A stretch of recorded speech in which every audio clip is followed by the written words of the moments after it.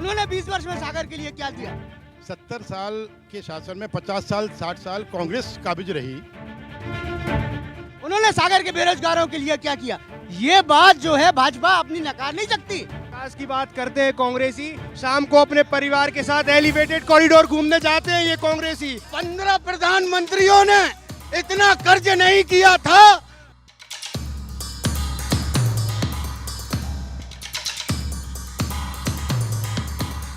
शिक्षा, साहित्य और सियासत की नगरी सागर में इस वक्त हम मौजूद हैं। बहुत बहुत स्वागत है आपका भारत 24 पर। आपके साथ मैं हूं पलक प्रकाश। जनता का मूड पिछले एक महीने से हम लगातार जान रहे हैं, लगातार समझ रहे हैं कि जनता के मन में आखिर क्या है और जनता मध्य प्रदेश में मुख्यमंत्री के तौर पर किसको देखना चाहती है। जनता का मूड हमने जान लिया। आज हम सागर से जानेंगे जनता का मूड आखिर क्या है और साथ ही सियासत के जरिए भी जो तमाम यहाँ नेता कार्यकर्ता यहाँ पर मौजूद हैं उनको भी हम तौलने का काम करेंगे। उनसे भी कई सवाल जवाब हम यहाँ पर करेंगे। उनसे आपको पहले इंट्रोड्यूस मैं करा देती हूँ। बीजेपी से शैलेंद्र ठाकुर जी मौजूद हैं, स्वागत है आपका भारत 24 पर। कांग्रेस से इस वक्त मेरे साथ है आशीष ज्योतिषी जी, बहुत बहुत स्वागत है आपका। साथ ही निर्दलीय कैंडिडेट है उमेश त्राहिमाम जी, बहुत बहुत स्वागत है आपका सर भारत 24 पर। और साथ ही यहाँ के जो पत्रकार हैं, जो यहाँ के मुद्दे समझते हैं, वो यहाँ पर मौजूद हैं श्रीकांत त्रिपाठी जी, बहुत बहुत स्वागत है आप सभी का भारत 24 पर। जनता का यहाँ पर आना लगातार जारी है, लेकिन उसके पहले ये सवाल लगातार हर किसी के मन में कि मुख्यमंत्री आखिर कौन होगा, या सागर जो अपने आप में कई ऐसी असीम संभावनाएं हैं वो समेटे हुए हैं। सागर की बात करें तो सागर मध्य प्रदेश के सबसे खूबसूरत जिलों में है। स्मार्ट सिटी सागर को कहा जाता है, लेकिन स्मार्ट सिटी के नाम पर सागर को क्या मिला और सागर और क्या विकास कर सकता है, तमाम मुद्दों के लिए मैं आपके पास सबसे पहले आऊंगी और आपसे मैं समझना चाहूंगी कि सागर की फिलहाल स्थिति क्या है और ऑल ओवर मध्य प्रदेश की अगर बात करें तो वहां से आपको क्या लग रहा है। सागर में सबसे अहम मुद्दा जो है वो लाखा बंजारा झील है, जिसके नाम पर स्मार्ट सिटी में भी लगभग 350 करोड़ रुपए खर्च किया है, एक कॉरिडोर भी बनाया है। तो स्मार्ट सिटी में अच्छे काम हुए, लेकिन वो संतोषजनक नहीं है थोड़े से। और दूसरा सबसे जो बड़ा मुद्दा है सागर का वो है उद्योग। पिछले आज़ादी के बाद से सिर्फ एक बीड़ी उद्योग सागर में है जो कि चला, उसके बाद से कोई बड़ा उद्योग सागर में नहीं आ पाया। और हमारे जो औद्योगिक क्षेत्र हैं वो भी ऐसे सूने पड़े हुए हैं।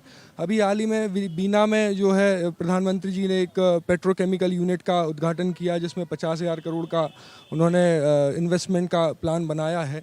लेकिन वो प्लान कब होगा, कब यहाँ के लोगों को रोज़गार मिलेगा, ये रोजगार एक बड़ी समस्या के तौर पर उभर कर यहाँ पर आ रही है। मैं शैलेंद्र जी जब आपके पास आ रही हूँ उसके बाद फिर जनता के पास भी मैं जाऊँगी, लेकिन जिस तरीके से भी इन्हें जिक्र किया, रोजगार का एक बड़ा मुद्दा है। सागर से 3 बड़े मंत्री आते हैं, इसके बाद भी उद्योग यहाँ पर कुछ नहीं है, लोगों का पलायन लगातार जारी, क्योंकि रोजगार नहीं मिल रहा तो पलायन इसमें बहुत स्वाभाविक हो जाता है। तो ये स्थिति सागर की क्यों है? मैडम, आप जानती हैं कि किसी भी शहर का विकास, किसी भी देश का ग्रो एक रिले रेस जैसा होता है। हम 400 मीटर दौड़ेंगे, फिर अपनी पेडलिस्टिक्स किसी को देंगे, फिर दौड़ेंगे। 70 साल के शासन में 50 साल 60 साल कांग्रेस काबिज रही, उसके बाद 20 साल का कार्यकाल हम लोगों को मिला। तो ये प्रश्न उनसे किया जाना चाहिए। नहीं, लेकिन अभी यहाँ देखें तो यहाँ बीजेपी लंबे समय से है, वहाँ बीजेपी लंबे समय से है, तो सामंजस्य बनाना मुझे लगता है और इजी हो जाएगा। मैं जवाब दे रहा हूँ। उद्योग के लिए अभी श्रीमान हमारे नरेंद्र मोदी जी 55,000 करोड़ का एक पेट्रोल केमिकल हब का बीना में इनॉग्रेशन करके गए। ये इतनी असीम संभावनाएं खोलने वाला है पूरे क्षेत्र के लिए, बहुत बड़ा उद्योग। दूसरा, हमारे नगर विधायक शैलेंद्र जैन ने, आपको बहुत कम लोगों को जानकारी है, एक फर्नीचर क्लस्टर की परमिशन दी है। हमारे शहर की जितनी भी आरा मशीनें हैं वो सनौजा के पास जाएंगी। अभी तक हमारे यहाँ का सागौन, प्रीशियस सागौन दिल्ली गुड़गांव जाया करता था। अब फर्नीचर क्लस्टर के माध्यम से पूरी फर्नीचर मेकिंग की इंडस्ट्रीज यहाँ खड़ी होने वाली, जिसकी 1 साल 1.5 साल में रिजल्ट आ जाएगा। अच्छा, मैं आपके पास आ रही हूँ आशीष जी, आप इनकी बातों से कितना इत्तेफाक रखते हैं? देखिए, हमारे साथी ने, भाजपा के साथी ने ये कहा कि सागर में एक तो रोजगार का मामला है। रोजगार के मामले में वे अपना पल्ला झाड़ रहे हैं, वे कांग्रेस पे अपना आरोप जड़ रहे हैं कि कांग्रेस ने 50 साल में क्या किया। उस समय की परिस्थितियां और आज की परिस्थितियों में अंतर है। उस समय भी हमारे सागर में हमारे तत्कालीन जनशक्ति नियोजन मंत्री माननीय विट्ठल भाई पटेल जी ने यहाँ सिद्धगांव में एक स्टील पूरा क्लस्टर स्थापित किया था। वहाँ पर क्या कह रहे हैं आप? स्टील प्लांट टोटल बंद हो गया है, कुछ नहीं है वहाँ। इंडस्ट्री स्टील प्लांट को छोड़ के बाकी इंडस्ट्री चल रही है। सुनना जरूरी है ना, सबको सुनना जरूरी है। और वहाँ पर जो इंडस्ट्रियल एरिया जो डेवलप किया था उस इंडस्ट्रियल एरिया में आज भी वहाँ सारी फैक्ट्रीज लगी हुई हैं। भाजपा ने अपने शासनकाल में क्या किया, उन्होंने 20 वर्ष में सागर के लिए क्या दिया, उन्होंने सागर के बेरोजगारों के लिए क्या किया, ये बात जो है भाजपा अपनी नकार नहीं सकती। हाँ, ये लोग सत्ता में जब आए थे तब यही बात कहते थे कि कांग्रेस ने बेरोजगारी के लिए कुछ नहीं किया। अरे आपने क्या कर लिया 18 साल में? बताइए आपने क्या कर लिया? सीखो पढ़ाओ योजना, हमारी मुख्यमंत्री शिवराज सिंह चौहान की क्रांतिकारी योजना। हम इंटर्नशिप के नाम से 8,010 रुपये के स्टाइफंड देके टैलेंट को बड़े बड़े इंडस्ट्रीज में। कितने दिन से आप दे रहे हो, आप बताओ तो जरा, कौन सी डेट से आपकी ये योजना लागू हुई? नजदीक आते ये घोषणाएं शुरू हो गई हैं क्या? चीख के सुनिए मैडम, चीख के चिल्लाने से सच नहीं झुकता। बीइंग अ विपक्ष पार्टी, मैं कांग्रेसी मित्र से पूछना चाहता हूं कि एक भी इन 5 सालों की बात करें, चलिए सॉरी, एक मेरी बात सुनिए। 5 हाँ, सालों में एक भी युवाओं को लेके, समस्याओं को लेके ये कभी इन्हें जन जागरण किया, कभी रोडों पे आए, कभी नहीं। चुनाव के समय प्रवासी भारत आ जाने, पक्षियों जैसा बड़ी बड़ी चिल्ला की बात करना, जमीनी संघर्ष से दूर दूर तक। अगर जनता परेशान थी, युवा परेशान थे, कभी इन्हें कांग्रेस ने युवाओं के लिए क्या किया? कांग्रेस ने हमेशा युवाओं की आवाज उठाई है, चाहे मध्य प्रदेश स्तर पर हो, चाहे मध्य प्रदेश स्तर पे हो। मध्य प्रदेश में 15 महीने का, इस बार आपको क्या लग रहा है, युवा जो है वो कांग्रेस से खुश है या ना खुश है? कांग्रेस की तरफ वो आशा भरी निगाह से देख रहा है। सिर्फ कांग्रेस ही है जो युवाओं के लिए आगे अच्छा भविष्य दे सकती है। अच्छा देखिए, हमारे शो का नाम है मुख्यमंत्री। बड़ा सवाल यह है कि कौन बनेगा मुख्यमंत्री, क्योंकि आपके यहाँ तो अभी सस्पेंस लगातार बना हुआ है। मैडम बिल्कुल सस्पेंस नहीं है। भारतीय जनता पार्टी का कैरेक्टर ही इतना जोरदार है कि कभी मोदी जी प्रधानमंत्री बनेंगे किसी को मालूम था? देखिए, पिछले 40 सालों से सागर में एक ही व्यापारी समुदाय का जनप्रतिनिधि होने के कारण ये कस्बा आज भी बना रहा है, जबकि हजारों करोड़ की योजनाएं केंद्र सरकार और मध्य प्रदेश सरकार, बहुत पैसा आया, स्मार्ट सिटी भी है। लेकिन आपकी जब एक विजन होगा आपके पास, यदि जनप्रतिनिधि जो है आपका जो सर्वगीण विकास की बात करते हैं, जो सामुदायिक विकास की बात करते हैं, जो अन्य समुदायों का जब ध्यान रखेगा जनप्रतिनिधि, तब तो विकास हो पाएगा। लगातार इसमें अनबैलेंस सागर इसलिए हुआ है कि जनप्रतिनिधि जो है 40 सालों से एक ही वर्ग का है। इसमें कोई दिक्कत नहीं, लोकतंत्र है, सबको लड़ने का अधिकार है। ये राजनीतिक दल जो है, ये जब एक ही समुदाय के व्यक्तियों को लगातार टिकट देती रहेगी, दूसरे समुदाय के लोगों को जब सदन में पहुंचने का मौका नहीं मिलेगा, जब उनकी बातें सदन में नहीं पहुंचेंगी, तो विकास कैसे बैलेंस होगा? सागर को स्मार्ट सिटी के नाम पर क्या मिला? सागर को स्मार्ट सिटी के नाम पे आज आप देख लिए सागर का एक पूरा परिदृश्य बदल गया है। आप स्मार्ट सिटी के माध्यम से आज सागर शहर के अंदर सड़कों का जाल बिछा है, तो वहीं आप देखिए सागर के तालाब में एक भव्य कॉरिडोर बनकर तैयार हो गया है। आज वुमेंस हॉस्टल और अब हमारे ये पुरातत्व विभाग का जो संग्रहालय है उसका जीर्णोद्धार हुआ। स्मार्ट सिटी के माध्यम से सागर शहर के लिए जो आमजन की कल्पना से परे था वो। आप इनकी बातों से कितना सहमत है? मैं सागर को स्मार्ट सिटी बनाने पे बात कर रही थी कि क्या मिला सागर को। आप जाकर देखिए, आप भी आज भोपाल से सागर आए हैं या आप आए हैं तो सागर में आपने जनता से बात की होगी, शहर के अंदर घूमे होंगे, तो आपको भी हमारे स्मार्ट सिटी द्वारा, मध्य प्रदेश सरकार के द्वारा, मोदी जी की सरकार के द्वारा। लेकिन एक बड़ा सवाल, हाँ बताइए आप। लेकिन एक बड़ा सवाल ये भी है ना कि यहाँ से 3 बड़े मंत्री हैं, उसके बाद भी ना कोई बड़ा उद्योग धंधा है, रोजगार का ऐसा कुछ खास देखने को नहीं मिलता। ये क्यों? क्योंकि जब आप बड़े पद पर हो तो शहर को आपसे बड़ी अपेक्षाएं।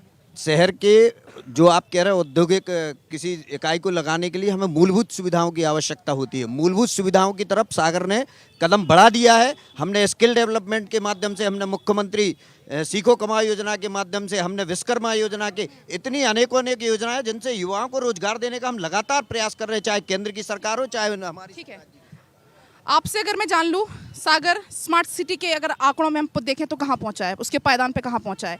वास्तव में सागर का विकास हो रहा है स्मार्ट सिटी के नाम पे या नहीं हो रहा? नहीं, सागर का विकास हो रहा है ये तो नहीं मालूम, लेकिन ये पता लगता है कि 1680 करोड़ रुपया आया था।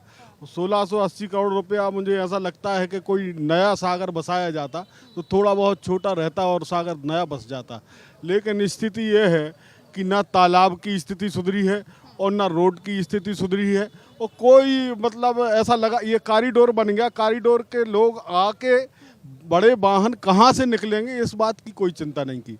यहाँ जो है हर व्यवस्था लचर है। 3 दिन में पानी मिलता है यहाँ और पूरे महीने के पैसे लिए जाते हैं। ये विकास विकास की बात करते हैं, ये विकास की बात करते हैं ये कांग्रेसी, आपके पास आ रही हूँ। विकास की बात करते हैं कांग्रेसी। शाम को अपने परिवार के साथ एलिवेटेड कॉरिडोर घूमने जाते हैं ये कांग्रेसी। ये विकास की बात करते हैं अपने परिवार के साथ।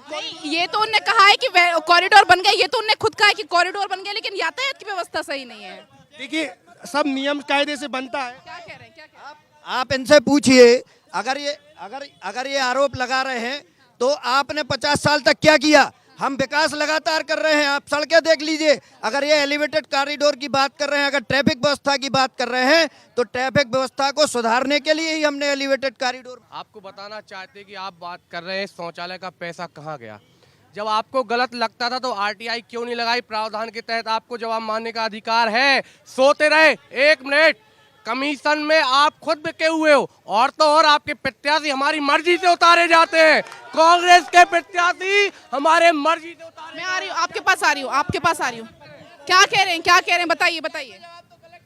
आप आरटीआई पे सही जवाब नहीं देते, तृतीय पक्ष बताकर हम लोग को बाहर कर देते हो, कहते हैं हम जवाब नहीं देंगे। भाई साहब नोटिस है मेरे पास, नोटिस है। 5 साल सड़कों पे थे स्मार्ट सिटी के नाम पे, केवल भ्रष्टाचार। तालाब में 100 करोड़ रुपए लगाए, कहाँ लगाए पता ही नहीं है, मिट्टी निकाली नहीं, जलकुंभ भी आज तक नहीं। ये जो चिल्ला रहे हैं कि कहाँ लगाए, आप घर से बाहर तो देख के निकलिए। जब आपको 15 महीने की आप एक धोखे की सरकार आई थी, उन 15 महीनों की सरकार में कमलनाथ ने सागर शहर को 1 रुपए का काम दिया क्या? सिर्फ कमलनाथ ने। आप 5 साल कहाँ थे? ये चुनावी मौसम आया, बरसात का मौसम आया, आप टर्रे मेंढक की तरह चिल्लाने लगे। 5 साल कहाँ थे आप? जनता आपको इसका जवाब 3 तारीख को देने वाली है। आप दीजिए जवाब दीजिए जवाब। अरे दो सुनो, देश के अंदर और प्रदेश के अंदर ये लोग विकास की बात कर रहे हैं कि कांग्रेस ने 70 साल में क्या किया। पहले बात सुन लेने दो। बोलो 50-70 साल के 15 प्रधानमंत्रियों ने इतना कर्ज नहीं किया था। 15 प्रधानमंत्रियों ने मात्र 55,000 करोड़ का कर्ज किया था। आज भारतीय जनता पार्टी के नेता आका और काका जो बैठे हैं प्रदेश के अंदर, इतना कर्ज वो ये कह रहे हैं कि 15 पर एक भारी, इनको किसी चीज का विकास नहीं दिखता। ये खुद इतने बुजुर्ग हो चुके हैं कि इनने 2003 के पहले की कांग्रेस शासन के सारे कार्य देखे। ये उनका अवलोकन करके आज के कार्यों का देख नहीं सकते कि आज क्या मिल रहा, क्या भाजपा ने दिया है, और आकर इधर डिबेट की बात कर रहे हैं। आप इनसे पूछिए ना कि 50 साल आपने क्या किया। हमने इस पूरे मध्य प्रदेश की जनता दिग्विजय सिंह के शासनकाल में चिल्ला कर कहती थी कि सड़कें खा गए, बिजली खा गए, मिट्टी तेल, भ्रष्टाचार उस समय था। इस देश का प्रधानमंत्री राजीव गांधी जी। अभी बताइए मुख्यमंत्री कौन बनेगा? मुख्यमंत्री शिवराज सिंह चौहान। क्यों? बीजेपी ने भी कहाँ खोले पत्ते? ये तो कभी खोलती नहीं है। हमारे नजर में किसके नाम पर, जो आम युवा है वो किसके नाम पर वोट? भारतीय जनता पार्टी अपनी विचारधारा के नाम पर वोट मांग रहे हैं, विकास के नाम पर वोट मांग रहे हैं। हम वोट मांग रहे हैं लोगों को। हमारा नारा है सबका साथ, सबका विकास, सबका विश्वास। इनको लगता है कि कहीं ना कहीं भारतीय जनता पार्टी ने विकास नहीं किया है, तो लगातार सरकार 5 बार बन रही है, सागर में 3 बार विधायक जीते हैं, तो भाई 4थी बार भी सरकार के हमारे विधायक फिर से जीतने जा रहे थे। नहीं विकास किया होगा तो नहीं जीतेंगे। बहस करना विकास के मुद्दे पर जो है वो वोट मिलेगा। दूसरा मुद्दा ये है कि भाजपा और कांग्रेस दोनों की दोनों ही कोई नारी सम्मान योजना से 1500 रुपये बांटने की बात करता है, कोई लाडली बहना योजना से बात करता है। तो ये पैसा किसका है? ये पैसा टैक्स पेयर्स का है। आप अभी 2000 करोड़ रुपए फिर लोन लिया है ना, तो ये कब तक ऐसा पैसा लेके, और पैसा अभी तक आवास बांट रहे थे, शौचालय वो ठीक था, लेकिन अब तो सीधा खातों में पैसा डालने की दोनों पार्टियां बात कर रही हैं। तो ये पैसा किसका है? फ्री की रेवड़ियां का कल्चर जो है वो दोनों ही तरफ से देखने को मिल रहा है। आपको क्या लग रहा है, ऐसा गेम चेंजर साबित हो सकता है ये बीजेपी का लाडली बहना? गेम चेंजर नहीं। आप काय पे बात करना चाह रहे हैं? आप विकास पे, बेरोजगारी, काय पे, स्मार्ट सिटी, आप चिल्ले आओ ने, सबके मुंह में आवाज है खिसियानी बिल्ली काय। आप दो ना जवाब, हम जवाब सुन में। आप बड़े भाई हो हमारे, आप बड़े भाई की यदि गरिमा मेंटेन नहीं करो तो बड़े भाई काय को कहलवा रहे? स्मार्ट सिटी में इतने बड़ा पानी भरने लगा है शहर में जो कभी नहीं भरता था। जो चाय बेचता था वो बेचारा पुताई करके अपना पेट पाल रहा।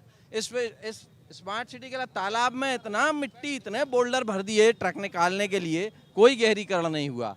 युवा बेरोजगार घूम रहा है। भाई साहब हम 2-4 दिन की बात नहीं कर रहे बड़े भाई सोनी जी, हम तो 15 साल का हिसाब मांग रहे। 15 आप और चिल्लावे से कछु नहीं हुई है। आप रोजगार अकेला ये नहीं होता कि गवर्नमेंट ही जनरेट करे। गवर्नमेंट आज बहुत सारी स्कीम्स लेकर आई है, सीखो कमाओ से लेकर हर चीज का लोन उपलब्ध करा रही है, इंक्यूबेशन सेंटर खोला हुआ है। आप किसी चीज का एक आइडिया लेकर